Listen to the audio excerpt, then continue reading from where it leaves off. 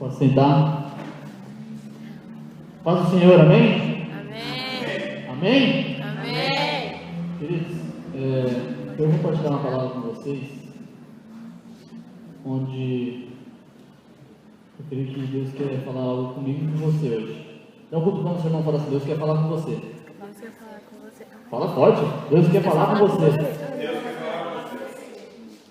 Eu queria que vocês abrissem suas Bíblias lá em Salmos, capítulo 90.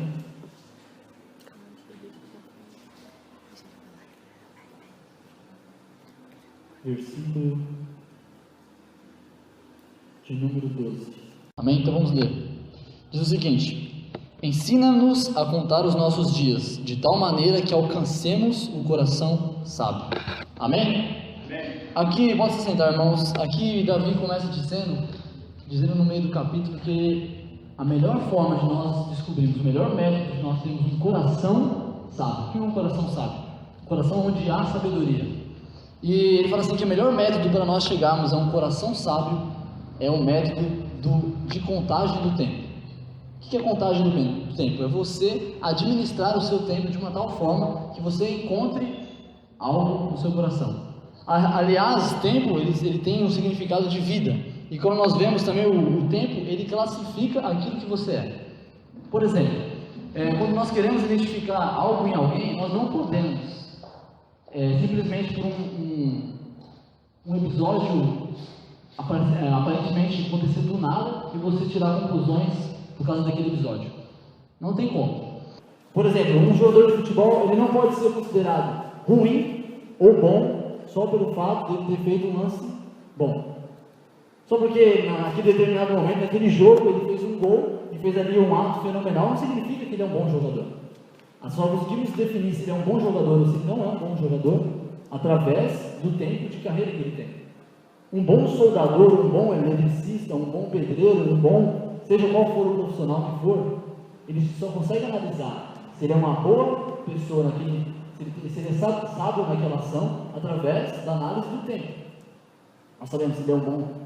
Quando as empresas vão contratar alguém, a primeira coisa que elas pedem, sua carteira de trabalho. Por quê? Ali está o histórico seu em relação ao que você faz. Como que está o seu tempo de trabalho? Como você se comportou nesse tempo de trabalho? Como foi esse momento que você esteve trabalhando? O que você produziu nesse tempo de trabalho? Então, aliás, quando nós fazemos a análise do tempo que nós gastamos com determinada função, nós sabemos se aquela pessoa é boa ou não. Só assim a gente consegue definir. O pastor, por exemplo, ele é caminhoneiro. Lá, levando, puxando cano, né? Lá na mata. Como é que nós sabemos se ele é um bom caminhoneiro? Primeiro, nós vamos ver quantas vezes ele já participou disso. Quanto tempo ele está trabalhando nisso? 2 anos. Nesses 2 anos, o que aconteceu? Qual é o histórico disso tudo? O pastor bateu o caminhão 10 vezes. Então, concluímos que não tem sido um bom caminhoneiro, né? Então a gente consegue definir a partir disso. Então o tempo ele é classificatório, ele é totalmente necessário para a gente poder fazer uma conclusão sobre algo. E Davi está falando assim, para nós podermos saber, para nós podermos adquirir um coração sábio, a gente precisa contar os nossos dias. Ele está falando de tempo. Nós precisamos analisar os nossos dias. O que você tem feito? O que eu tenho feito nessa trajetória de vida? Por exemplo, eu tenho 20 anos. Quantos anos você tem? Cada um tem o seu histórico. O que você fez nesse meio tempo? O que você fez na sua trajetória de vida? Nessa linha de tempo, puxando tudo que você fez. Através disso a gente consegue definir aquilo que nós somos. Ele está falando assim, aquele que olha os seus dias, ele consegue chegar a um coração sábio. Se ele começa a contar os seus dias, ele começa a olhar para os seus dias e falar assim, isso aqui é valioso, então eu preciso fazer dos meus dias que valem a pena. Então assim alcançaremos um coração sábio. É isso que Davi está querendo dizer no salmo que nós lemos. E é nisso que eu queria que você falasse para o irmão do seu lado, fala assim, a administração do seu tempo, fala para ele, está em função daquilo que nós fazemos e nos torna pessoas de coração sábio. E é com isso que eu quero chamar essa mensagem, o tema dela, chamando de alcançando um coração sábio. Quem quer um coração sábio? Poucas pessoas? Ou todos nós queremos um coração sábio? E nós vamos saber que a questão principal para nós sabermos se nós temos um coração sábio é o que nós estamos fazendo nos nossos dias. Com o que nós estamos gastando o nosso tempo? Com o que nós estamos gastando a nossa vida, melhor dizendo. A partir disso nós vamos saber quem nós somos, se nós temos um coração. E eu quero que essa análise, esse pensamento, essa reflexão seja entrada no seu coração. Essa é a minha oração. Que você olhe tudo isso e você comece a pensar nos seus dias. Quais têm sido os meus dias? O que eu tenho feito nos meus dias? E aí sim nós vamos ter um coração sábio. Amém? A questão primordial também é que eu quero dizer que da mesma forma como nós analisamos as pessoas e pelo tempo e o modo como elas usam isso, seremos nós também analisados por Deus. Deus ele olha da mesma forma. Quando ele olha você, ele fala assim, ó, tal pessoa, ela tem a seguinte forma de vida, ideologia. Ela trabalha assim, assim, assim. Ele pega o seu tempo, ele pega aquele momento que você viveu e ele começa a olhar. Ó, nesse momento aqui ela casou, nesse momento aqui ela fez tal coisa. Quais são os frutos? Quais são as coisas que ela fez? E ele vai fazer uma análise. E a Bíblia fala assim, tem uma parábola que Jesus conta, que eu acho muito interessante, que é quando um rei, ele sai para conquistar um outro território. Ele sai para conquistar um reino, ele sai com a sua tropa. Ele começa a andar com a sua tropa, e ele fala assim, eu vou lá conquistar outro reino, mas quando eu voltar, eu quero que vocês tomem conta disso aqui para mim. Ele dá um certo objeto para eles, e fala assim, ó, vocês vão cuidar disso para mim. E quando eu voltar, eu quero que isso aqui esteja tudo tranquilo, tudo ok. Então esse rei, ele vai lá, conquista a terra, e os servos ali, alguns deles falam assim, eu não quero ser dominado por esse rei. Eu não quero que esse rei seja rei sobre mim. E ali eles pegam e fazem essa, e chega até o conhecimento do rei. Tem alguns servos seus que não querem submeter a sua autoridade.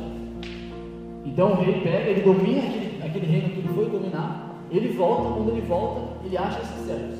E ele chega para cada servo e pergunta, o que você fez com os talentos, aquele objeto que eu dei para você cuidar? E aí alguns deles dizem, ó, Senhor, você me deu 10 talentos e eu produzi mais 10 para você. Oh, legal, parabéns, você fez certinho. Aí chegou um outro, ó, rei, você me deu 5 talentos, eu estou te dando mais 5. Eu produzi mais 5 talentos para você. Oh, legal, parabéns. Esse tempo que eu saí fora, que eu estive fora, estive ausente, você fez o que tinha que fazer, você produziu isso daí. E chegou outro, né? Eu tinha 2 talentos e consegui mais 1. Legal, parabéns. E de repente chega mais um servo e ele fala o seguinte: Senhor, eu fiquei sabendo que o Senhor é muito rigoroso, que o Senhor não gosta, que o Senhor se remeia onde não há, e eu fiquei com medo. Como eu fiquei com medo, eu guardei num pano esse objeto. E eu guardei e está aqui de volta esse objeto, da mesma forma como o Senhor me deu. Eu zelei por ele. E aí o rei olha para aquele cara, olha para aquele servo e falou assim: como é que você faz isso? Eu mandei vocês pegarem isso daqui e tomarem conta, ou seja, produzirem alguma coisa.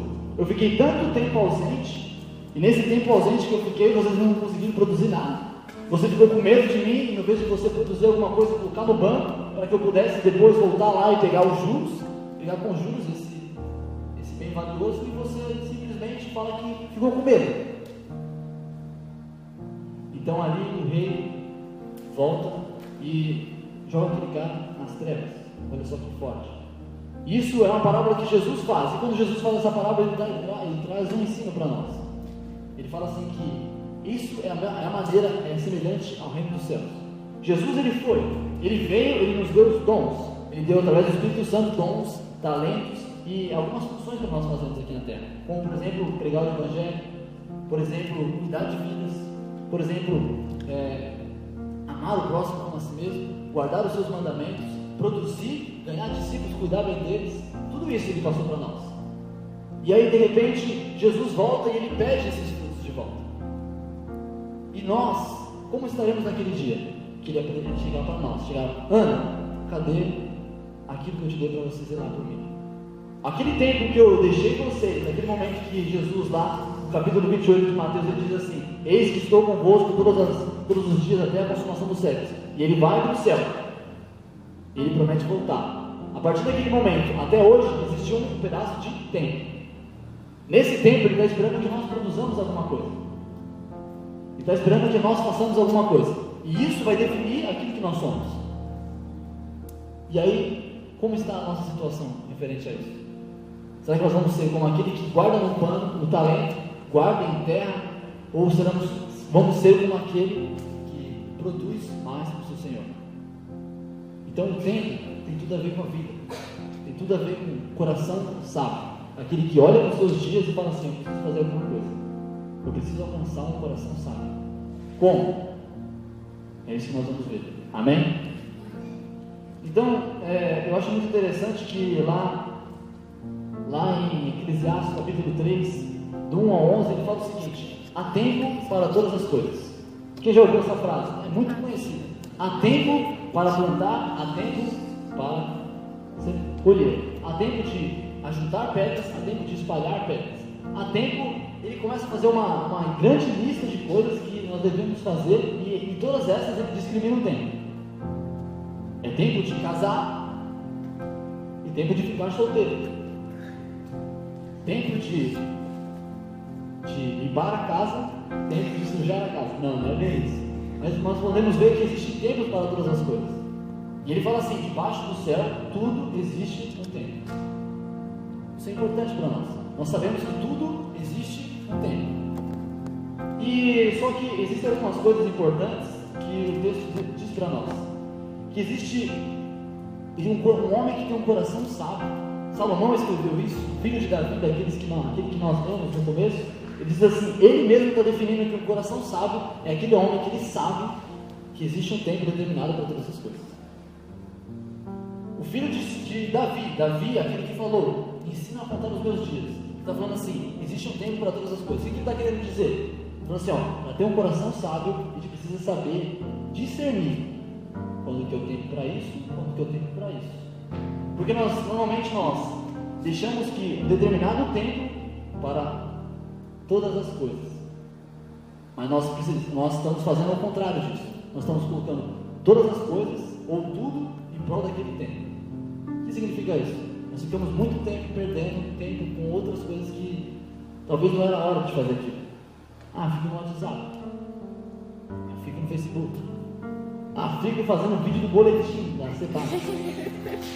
Fico mexendo na elétrica. Gasto muito tempo fazendo algumas coisas. Só que ele está falando assim: existe tempo para todas as coisas. E não que todo tempo para algo. Você gasta toda a sua vida inteirinha gastando em alguma coisa. Cara, eu quero ser músico, então eu gasto a minha vida inteira estudando música. Não é bem assim que a Bíblia ensina. Não é bem assim o coração sábio. O coração sábio é aquele que ele olha e fala assim: não, agora não é tempo disso. Agora é tempo disso aqui. Agora acabou esse tempo. É o quê? É uma administração do seu tempo, uma administração da sua vida.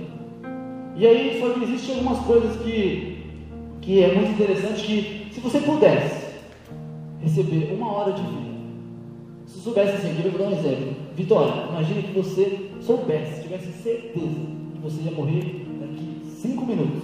Certeza, absoluta. Vou morrer. Quanto você tivesse, imagine que você fosse uma mulher muito rica, poderosa, né?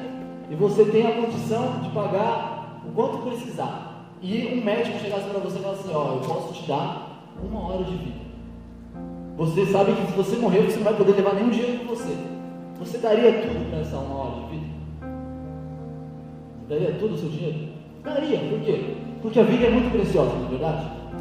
Muito preciosa. 1 hora de vida, ele poderia ali colocar ali, 3 bilhões de reais. É mais caro do que essa cidade inteira junta. Mas só por 1 hora da vida da Vitória, será que vale a pena? Para ela vale. Por quê? É a vida dela. Então, se você pudesse aumentar a sua vida, você aumentaria? Sim ou não? Aumentaria, não é verdade? Se eu pudesse falar para você que existe um meio onde você ganha não só 1 hora de vida, você ganha muitas horas de vida, o que você acha disso? Pô, você inventou a máquina do tempo? Não inventei a máquina do tempo. Mas a Bíblia ela dá uma dica pra gente. Eu queria que vocês abrissem comigo em Salmos 84, 10. Salmos 84, 10. Se for rápido de endereço, eu já vou estar lendo.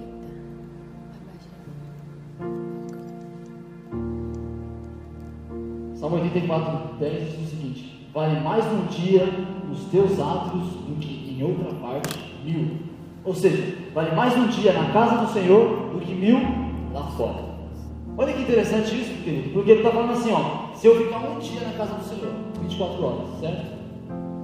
Eu estou ganhando mais de 1000 dias. Quanto que é 1000 dias?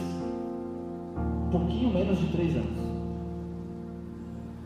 Você já imaginou um dia que você fica na casa do Senhor, você ganha 2 anos, mais de 2 anos e meio de vida? Você já pensou nisso? Por quê? Mas que parcela que eu dei? O que eu fiz para merecer isso? Nada, você só investiu no lugar certo. Você só investiu sua vida num lugar que tem retorno. Onde? Na casa do Senhor. Estou falando assim, vale mais 1000 dias lá fora, cuidando das coisas da terra, cuidando da cozinha, fazendo tudo no tempo determinado, vale mais do que tudo isso. Um dia na casa do Senhor vale mais do que 1000 desses. Mais do que 1000 dias você trabalhando todos os dias. Se eu falar para você que essa 1h30 aqui que você está aqui hoje, você está ganhando aproximadamente 6 meses de vida. Você acreditar? Só porque você está aqui no curso, 1h30. Por quê? Porque você não está investindo em coisas passageiras. Quando você investe o seu tempo, a sua vida em coisas passageiras, é óbvio que você está investindo e você vai ter o retorno de coisas passageiras. Um está em função do outro. Eu invisto em terra, eu vou colher o quê? Terra. Eu planto tomate, eu vou colher o quê? Tomate. Se eu planto a minha vida terrena nas coisas eternas, eu vou receber eterno. Olha que diferença. Ele está falando assim, vale mais um dia mais valioso, um tempo de vida, um dia que você está na casa do Senhor, fazendo as obras dele. E quando nós falamos dessas coisas, nós conseguimos entender outras coisas mais profundas ainda. Como, por exemplo, quando Paulo ele chega, ele dá um conselho de vida para o seu discípulo Timóteo. Ele fala o seguinte, ele não só fala para ele perseverar e continuar no templo, servindo ao Senhor, servindo as coisas eternas, ele fala o seguinte: pregue a palavra em tempo e fora de tempo. O que significa isso? Paulo está abrindo uma exceção. Ele está falando assim, sabe Eclesiastes capítulo 3, versículo 1 até o 11? Sabe, Timóteo? Sei. O que tem? Então, para as coisas eternas, você pode abrir essa exceção. Você não tem um tempo determinado só para pregar a palavra. Agora é tempo de pregar. Agora não é mais tempo de pregar. Ele está falando assim, ó, em relação à palavra de Deus, é pregar. Não tem, acabou a hora de pregar. É pregar. É vai. É faça. Então, a frase que não existe um tempo exclusivo para pregar a palavra do Evangelho. Não existe um tempo determinado. Ó, a partir de agora, uma cronologia. Das 2 até as 4 eu vou evangelizar. Das 2 às 4. Depois é minha hora de folga. Preguei a palavra, agora eu vou sentar na rede e cantar. Eu quero trabalhar com o Senhor. Não. Ele está falando assim, ó. O tempo todo deve ser para pregar o Evangelho. Ou seja, não existe um Evangelho para ser pregado em um tempo de vida. Mas sim um Evangelho, ou seja, uma vida sendo proclamada. O que significa isso? Que nós devemos pregar. A nossa vida, ela deve ser o Evangelho. Você não deve falar assim, agora eu vou pregar o Evangelho, agora eu vou para a igreja, agora eu tenho determinado para mim fazer a obra de Deus. Não, você tem que viver isso o tempo todo. Quando você vive esse tempo todo, você está fazendo o quê? Você está semeando as coisas eternas. Você não está semeando, eu vou colher agora um carro novo. Não. Eu vou ganhar o quê? A vida eterna. Olha que diferença. Por quê? Porque eu estou semeando uma coisa que não é terrena. Eu estou investindo, pregar tempo e fora de tempo. Estou pregando tempo e fora de tempo. A minha vida, peraí, se é tempo e fora de tempo, é porque o quê? Porque é o tempo todo. Obviamente, é o tempo todo. E se é o tempo todo, então significa o seguinte: que eu preciso viver isso. Eu preciso respirar isso. Eu preciso manifestar isso. Eu preciso expressar isso. Eu preciso caminhar nisso. Eu preciso trabalhar em prol disso. Eu preciso fazer tudo em prol disso. Por quê? Porque é o tempo todo. Não é tipo assim, agora eu vou louvar, agora eu paro de pregar. Não. Enquanto eu louvo, eu prego. Agora eu vou limpar a minha casa. Não. Enquanto eu limpo a minha casa, eu prego. Não, agora eu vou sair com minhas amigas. Enquanto eu saio com minhas amigas, eu prego. Enquanto eu vou na esquina lá, eu vou no centro, vou lá comprar um hot dog, eu vou pregar O hot dog não, mas as pessoas que estão lá. Então é o tempo todo. Não é só um tempo determinado. Olha só como é que é diferente. Quando Salomão está falando das coisas terrenas, ele está falando assim, que existe um tempo. Ó, esse momento aqui é o horário de falar no microfone. Daqui a pouco não é mais. Acabou esse tempo. Agora o coração sábio, ele é aquele que olha e fala assim, não. Enquanto eu faço isso, eu semeio as coisas eternas. Enquanto eu faço isso, eu continuo vivendo a palavra de Deus. Enquanto eu continuo fazendo isso, eu continuo vivendo em santidade. Enquanto eu estou fazendo isso, eu continuo pregando a palavra. Enquanto eu estou fazendo isso, eu continuo amando as pessoas. Enquanto eu estou fazendo isso, eu continuo amando a Deus sobre todas as coisas. Enquanto eu estou fazendo isso, eu continuo servindo ao Senhor. De tempo e fora de tempo. O que é isso? Ganhar vida.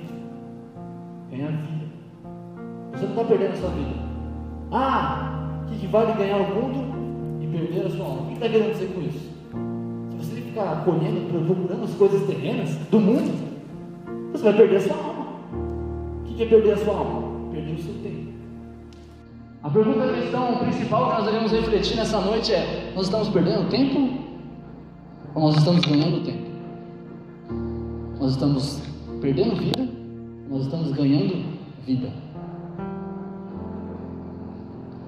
Essa é uma questão muito importante. E uma coisa muito interessante é que ser pregado, um evangelho a ser pregado é um tempo de vida, e sim uma vida para ser pregado o evangelho. Isso é ser sábio. Isaías 53:8 diz o seguinte, quando Isaías está profetizando em relação ao Messias, o próprio Jesus, Isaías está profetizando, um dia vai vir o Messias, ele fala o seguinte, ele verdadeiramente tomou sobre si as nossas enfermidades, ele começa ali a mostrar ali o que Jesus veio fazer na terra, aí de repente ele fala assim, quem pode contar os seus dias? Quem pode contar os seus dias? Quem pode contar o seu tempo na terra? Por quê? Por que quem pode contar o tempo na terra de Jesus? Por que ele está fazendo essa pergunta? Por que ele está fazendo esse questionamento? Porque Jesus, ele não viveu só do ano tal até tal antes de Cristo. O tempo dele continua rodando. Por quê? Porque ele é Deus, não é por causa disso. Não é só por causa disso. Além disso, quando você pega a história de Jesus, você vê ele nas sinagogas ensinando. Você vê ele na praça ensinando, pregando a palavra. Você vê ele lá na multidão pregando a palavra. Você vê ele com os discípulos discipulando. Você vê ele lá o tempo todo. Fazendo o quê? Pregando a palavra. Como que está fazendo? Vendo a vida. Vendo o tempo de vida. Tendo o coração sábio. Olhando para o seu tempo e falando assim, ele fala assim, vamos nos apressar porque logo chegará a noite onde ninguém pode trabalhar. O que ele está fazendo? Ele está olhando assim, eu não posso perder tempo. Eu não posso perder tempo com essas coisas, está chegando a noite onde ninguém pode trabalhar. Vamos trabalhar, vamos fazer as coisas, vamos fazer o que meu pai mandou. Quando você vê a história de Jesus, ele está o tempo todo falando assim, eu faço o que eu vejo meu pai fazer, o que? Trabalhar. Eu quero fazer o quê? Aquilo que meu pai ama, aquilo que meu pai quer. Esse é o propósito da minha vida, é isso que eu quero. Eu só faço aquilo que eu vejo meu pai fazer. É a vida de Jesus. Outra coisa interessante que nós vemos na vida de Jesus é que ele orava muito. Jesus dedicava a sua vida o tempo todo orando. Você vê ele lá na Monte das Oliveiras, ele está orando. Você vê ele lá, ele se aparta do povo, ele fala assim, povo, sai fora, eu quero orar. Ele começa a orar. Você vê Jesus lá, falar com a multidão, e de repente ele fala assim, eu vou orar um pouco, e tal, e o pessoal dorme, e ele está orando. Por quê? Ele não tem parar de orar. Jesus está orando o tempo todo. Por que Jesus está orando o tempo todo? Falando com o Pai. Jesus está lá toda vez, orando, se aparta e ora. E ora na Santa Ceia, vamos orar. E ora para abençoar os discípulos antes de ir. E ora quando ele está lá, depois da ceia. E ele ora para Pedro não ser tentado. Ele está orando toda hora. Por quê? E Paulo depois fala, Tessalonicenses 5:17. Orai sem cessar. O que significa isso? Orai sem cessar. Ele está falando o seguinte, queridos, orar também não tem tempo determinado. Falar com Deus também não tem tempo determinado. Não é só no TSD. Agora eu tenho de TSD, agora eu vou ajoelhar. Agora eu tenho a costume de colocar uma almofadinha, porque eu não gosto mais de comer joelho. Então eu vou colocar uma almofadinha no chão. Mas eu vou lá, põe meu joelho no chão e ó, agora eu tenho de falar com o Senhor. Aleluia, glória a Deus. Acabou? Amém. Agora eu vou assistir vídeo cacetado no YouTube. É que eu gosto muito. Então, você já pensou? Paulo está falando o seguinte: não é só nesses horários que é para você orar. É para você orar no tempo e fora de tempo. É para você orar sem cessar, sem parar. Nem por um minuto. Estou pegando a palavra, eu estou orando, eu estou jejuando, eu estou fazendo tudo. Estou tocando aqui em casa, eu estou ouvindo um canal de pregado, eu estou orando. Eu estou na semana, estou fazendo a faixa lá em casa, estou lá na padaria, estou em todo lugar, eu estou fazendo o quê? Eu estou orando e pregando. O tempo todo. Por quê? Porque para as coisas espirituais não tem tempo determinado. É para você viver para isso. É para você viver inteiramente por isso. Porque senão Paulo falou assim: gente, para vocês não gastarem a sua vida inteira em prol do Evangelho, então vocês fazem o seguinte: a partir desse momento aqui especial, vocês guardam para Jesus. Depois, faz o que quiser. Não, mas sabe o que ele fala? Ele fala assim: tudo que vocês fizerem, Colossenses 3:23, fazei para a glória de Deus. O que significa isso? Tudo que você for fazer tem que ser para a glória de Deus. Se você fizer alguma coisa que não for por fé, em Romanos ele fala, é pecado. Você imaginou já? Se você está fazendo pecado, você não está fazendo para a glória de Deus. Se não é para a glória de Deus, você está fazendo o quê? Você está perdendo vida.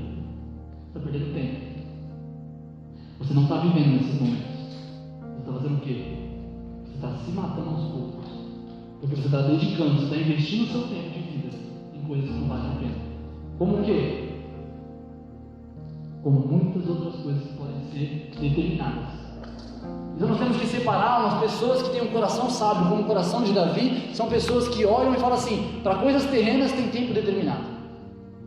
2 horas de teclado, vou estudar teclado. 2 horas de estudar a escola. Pronto, acabou esse momento. Vou ver o que minha mãe quer para mim. Mãe, quer que eu faça alguma coisa? Tempo determinado. Faço. Agora é meu tempo com o Senhor.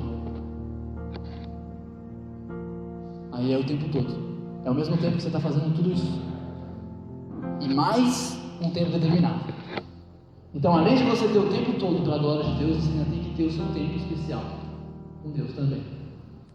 Então, isso é ter um coração sábio. É você olhar o tempo da sua vida e falar assim: eu vou dedicar tudo isso aqui a coisas que valem a pena. Vou dedicar a minha vida em coisas que vão me dar retorno que valem a pena. Jesus orava sem cessar.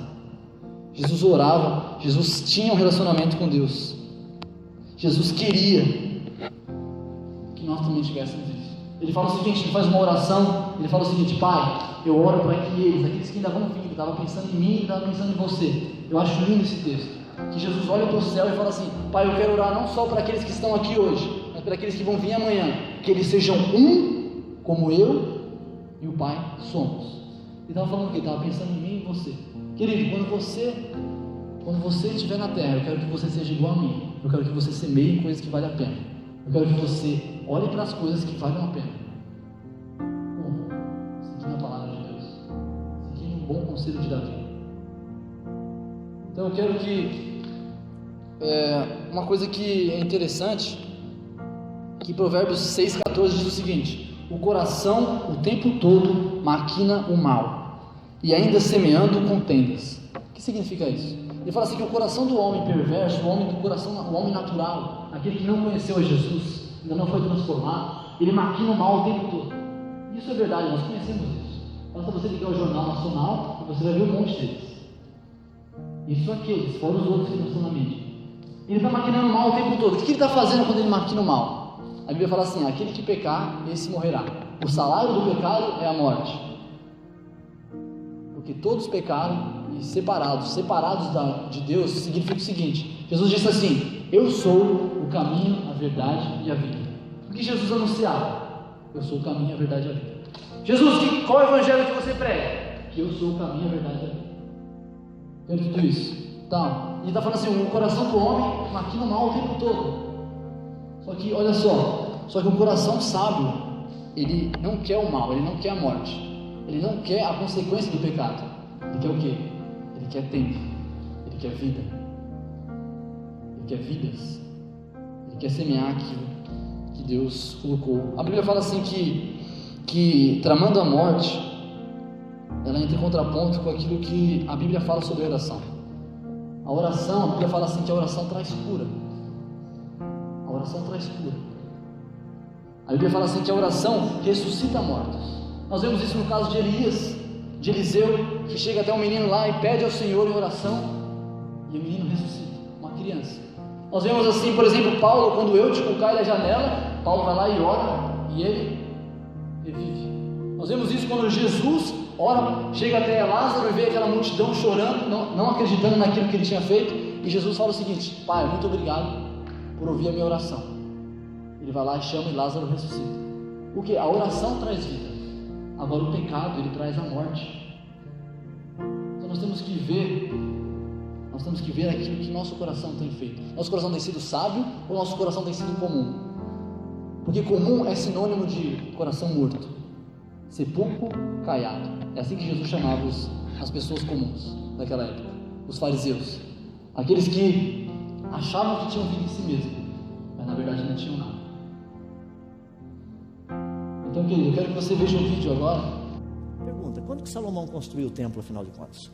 Se você pegar lá na Bíblia, no livro de 1 Reis, capítulo 6, nos diz o seguinte: 480 anos depois que os israelitas saíram do Egito, no 4º ano do reinado de Salomão em Israel, no mês de Ziv, que é o 2º mês, ele começou a construir o templo. Bom, segundo o que nos foi dado aí, depois, 480 anos depois que os filhos de Israel saíram do Egito.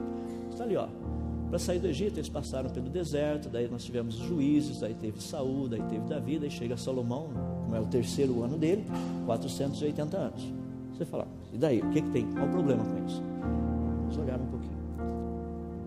Se você for no livro de Atos, capítulo 13, do verso 18 até o verso 22, diz o seguinte: e suportou os seus costumes, falando do povo de Israel, no deserto, no espaço de quase 40 anos. E destruindo as 7 nações na terra de Canaã, deu-lhes por sorte a terra deles. E depois disso, por quase 450 anos, lhes deu juízes até o profeta Samuel. E depois pediram um rei. E Deus lhes deu por 40 anos a Saul, filho de Quis, homem da tribo de Benjamim. E quando este foi retirado, levantou-lhes como rei a Davi. Então lá no deserto, em Atos 13, 18, 40 anos. Sob os juízes, Atos 13, 20, 450 anos. Depois sobre Saul, Atos 13, 21, 40 anos. E Davi, se você for lá em 2 Samuel, capítulo 5, verso 4, diz que Davi reinou 40 anos. E daí você pega mais os 3 anos de Salomão, deu 573. Epa! 573 menos 480 dá uma diferença de 93 anos. Isso é um erro de quase um século em cronologia. Como é que eu posso confiar? Como é que eu posso confiar num livro que tem um erro cronológico tão grande assim? Você acreditaria? Eu não. Você fala: não, mas peraí, mas está na Bíblia, e agora? O que você faz? Peraí, se está na Bíblia, tem um propósito de nos ensinar. Mas até erro, não, se a Bíblia tem erro, então você pede a conta. Não tem erro. Mas quem? Claro que tem erro. Se você soma lá em Atos 13, dá 573. Lá no livro de 1 Reis, dá 480. Como é que você vai me dizer que não tem erro? Não tem erro.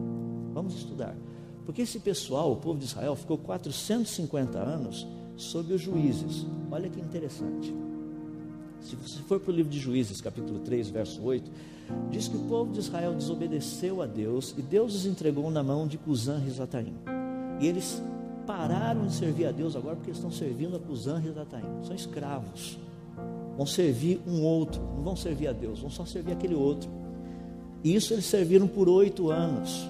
Daí depois de 8 anos eles se arrependeram, se humilharam diante de Deus, e Deus os livrou, Deus os trouxe de volta para Israel.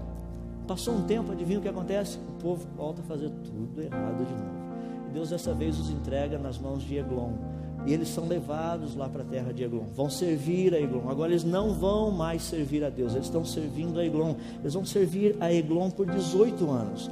Depois de 18 anos eles se arrependem, se humilham diante do Senhor Deus, pedem perdão e Deus os liberta, traz de volta. Agora o povo volta a servir a Deus de novo. Passa um tempinho, adivinha o quê? outra vez. O povinho cabeça dura faz tudo errado de novo. Deus os entrega de novo lá nas mãos de Jabim. Agora eles vão servir a Jabim. Eles vão ficar por 20 anos servindo a Jabim. Depois de 20 anos eles se arrependem, se humilham, pedem perdão a Deus e Deus os livra. Deus os traz de volta. Agora o povo outra vez está ali servindo a Deus. Passa um pouquinho de tempo, cabeça dura de novo. Vai lá outra vez o povo. Se afastam de Deus, rejeitam a Deus e Deus agora os entrega nas mãos dos midianitas. Eles vão servir os midianitas agora por 7 anos. Eles não estão mais servindo a Deus, eles estão servindo aos midianitas. Estão gastando a vida deles, sendo consumidos para servir outros. Isso por 7 anos. Daí depois de 7 anos eles se arrependem, pedem perdão, se humilham, chegam para Deus e Deus os liberta, traz de volta para Israel. Ou seja, agora eles estão servindo novamente a Deus. Não passa muito tempo, você sabe, a história se repete outra vez. Lá vai o povo, abandona Deus de novo, Deus os entrega na mão dos filisteus e agora eles vão servir os filisteus por 40 anos. Depois de 40 anos eles se humilham, se arrependem, pedem perdão a Deus e Deus os livra e os traz de volta para agora servirem a Deus. Soma.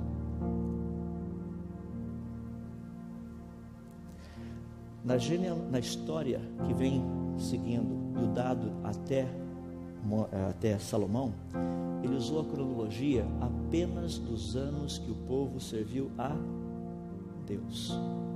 Atos, ele usou a cronologia completa. Que coisa, 50 anos. Deus está perguntando, Adalto, quantos anos você me serve? Senhor, mas eu te sirvo, me converti lá com uns 10 anos de idade. Deus fala, não é isso que eu estou perguntando. Estou perguntando ontem, no dia de ontem, às 24 horas de ontem, desse tempo de 24 horas, quanto dele foi para mim? A sua idade em Cristo. Vamos ficar de pé. Feche seus olhos, ou feche seus olhos e fique de pé. Feche seus olhos e comece a falar com o Pai. Existe um coração sábio que Deus quer que nós tenhamos, que é aquele coração que coloca o seu tempo passageiro em prol do Deus eterno. E com isso sua vida passageira se transforma em eterno. O que Deus quer para você, querido, não é que você só viva 80 anos ou 40, ou que seja a quantidade de vezes que você viva nessa terra, a quantidade de tempo. Mas o que Ele quer para você, Ele quer algo maior. Ele quer que você viva não só um tempo terreno de alguns anos. Você vive e seja conhecido aqui por um período de tempo. Como nós conhecemos muitas pessoas, nós estudamos história. Ele não quer que você seja só conhecido por isso, mas Ele quer que você viva. Quer que você viva para sempre com Ele. Só que para isso, nós precisamos alcançar um coração sábio, um coração que nós conseguimos ver que Deus está contando de você. Ele não está perguntando quantos anos você tem. Eu tenho 21 anos. Ele não está perguntando isso. Ele está perguntando quanto tempo você tem. Quanto tempo você me deu desses 20 anos? Quanto tempo você dedicou à minha vida? Quanto tempo você olhou, visualizou e quis olhar e viver uma vida com Deus? Quanto desse tempo, do dia 24 horas seu, desligado para mim? Será que a sua vida inteira é completa? Será que é tudo isso que você tem dedicado a Deus? Ou será que são pequenas migalhas? Só algumas migalhas da sua vida? Será que nós queremos que Deus, Ele pegue na nossa mão, Ele faça as grandes coisas na nossa vida, mas nós queremos dar somente para Ele as pequenas coisas na nossa vida? O tempo que resta para nós queremos dedicar a Ele. Sobrou 5 minutos no meu dia, eu vou fazer uma oração antes de dormir, depois eu durmo. Sobrou 5 minutos ali depois da aula, eu vou orar e acabou. Só isso, só nesse momento eu penso em Deus. Mas Deus não quer isso de você, Ele não quer isso de mim. Ele quer que eu e você prossigamos no conhecimento do verdadeiro Deus. Ele quer que nós andemos em novidade de vida, caminhando na santidade, caminhando, vivendo com Ele, dando a nossa vida. Ele quer que nós tenhamos um coração sábio, que vive uma vida em tempo integral, o tempo todo para Deus. Ele quer que você viva uma vida que vale a pena. Ele quer que você dedique a sua vida não só a algumas coisinhas, Ele tem tempos contados adentro, mas Ele quer que você viva uma vida inteira para Ele. Porque é só assim que nós vamos ser contados. É só assim que nós vamos adquirir uma vida que é não passageira, mas uma vida eterna. Então eu quero que você comece a levantar um clamor nesse momento. Comece a falar com Deus: Pai querido, em nome de Jesus. Senhor, nós queremos, Senhor, colocar nossas vidas no Teu altar. Nós queremos, Senhor, dedicar o nosso coração a Ti. Nós não queremos ser um homem de coração dobre, Pai, que tem 2 tipos de pensamento no mesmo coração. Mas nós queremos, Senhor, não ser um coração maligno que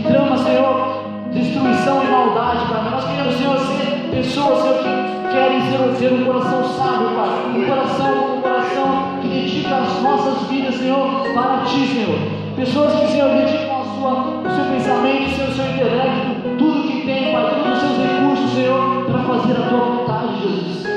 Senhor, nós queremos, Senhor, não ser só mais alguns conhecidos aqui na terra. Nós não queremos ser passageiros, nós não queremos ser pessoas que, Senhor, que vivem simplesmente, Senhor, algum momento, Senhor, e dedica algum tempo determinado para Ti. Nós queremos viver, Senhor, o Teu sobrenatural, nós queremos viver a Tua graça, nós queremos viver o Teu verdadeiro amor, nós queremos viver, Senhor, aquilo que o Senhor tem para nós. Senhor, nos ensina, Senhor, essa igreja a ser sábio, Pai, a ser uma igreja, Senhor, que modifica esse critério, Pai, que nós mesmos temos colocado, Pai. Estamos colocados, Senhor, que somente nós colocamos o Senhor numa caixa e determinamos que o Senhor fique ali até que nós abramos ela, Senhor, e ali usufruímos das Tuas bênçãos, Pai. Mas nós devemos ter uma mentalidade diferente, Pai, de que nós entramos, Senhor, na caixa e o Senhor venha, Senhor, estar conosco o tempo todo, Pai. Que diminua nossas vontades, Pai, que cresça a Tua vontade, Jesus. Oh, Pai, eu peço isso no nome de Jesus, que Teu Espírito Santo venha colocar isso nos nossos corações, Pai. Que o Senhor quer trazer para nós um coração sábio, um coração que dedica